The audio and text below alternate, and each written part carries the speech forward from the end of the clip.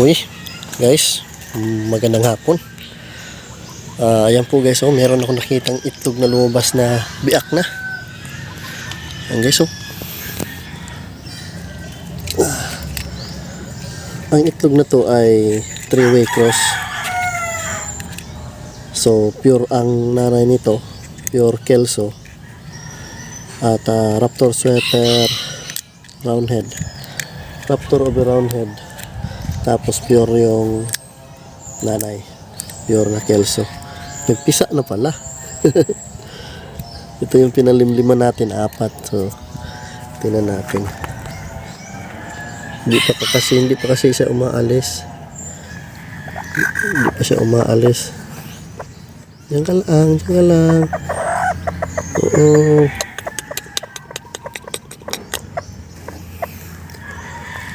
Wala pa ako nakitang sisiw guys, so medyo tahimik lang tayo, no? Mahina lang yung boses natin para hindi siya matakot.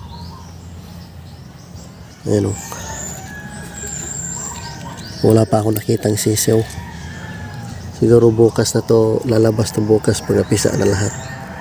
Good news talaga to guys, kasi yun nga, yung nanay ng mga itlog na ito ay hindi naglilimlim. So nasayang yung iba, ito 4 lang yung pinalimliman ko kasi yun lang naman yung kaya ng katawan ng bantam natin. Ayan. At meron pa din akong isa pang ginawa doon sa bantam natin na puti. Let's go, tingnan natin guys. Ito yung ating original na babae guys. Ayan, medyo ano pa siya, lugon.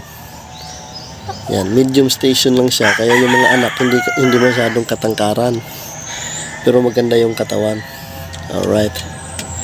Yung itlog niya, may itlog na siyang 4, kinuha ko. Kasi natakot ako na baka hindi siya maglimlim tulad nung nakaraan na medyo medyo lugon siya. Nung nakaraan kasi, tinesting ko siyang i-breed, medyo lugon pa siya noon. Ayaw niya maglimlim. So, pinaitlog, patubo na itong balahibo na to, hindi na siya naglugon, hindi na pabagsak yung balahibo, patubo na, hindi siya naglimlim nun. Kaya tinanay ko lang na paitlogin siya, tapos dito ko nilagay yung itlog guys, dito sa bantam.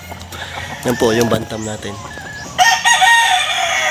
Kinuha ko yung itlog ng bantam, 5 piraso, tapos pinalitan ko ng 4 na itlog nun. So yung itlog na to ay back to mama na to guys. Yung father nito is yung abuhin, tapos back to mama siya. Yun nga, yung mama is yung nandun kanina.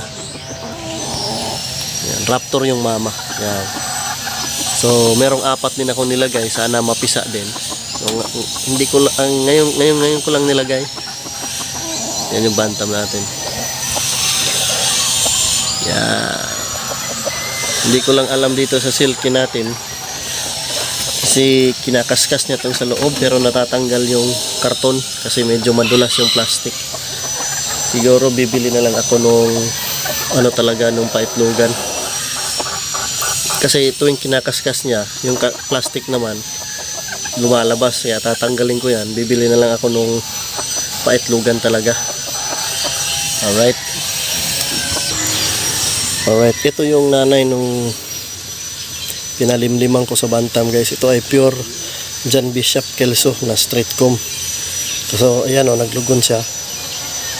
Tinesting ko siyang i-breed, nung kinuha ko siya, tinesting ko siyang i-breed ulit, pero pinaliguan ko muna, purga. Pagkatapos kong mapaliguan, mga 3 araw nagbagsakan yung balahibo. So wala, pati yung buntot, 2 na lang at 3. So ayan, so lugon talaga siya. So hininto ko kasi gagamitin to ng may-ari sa siguro December.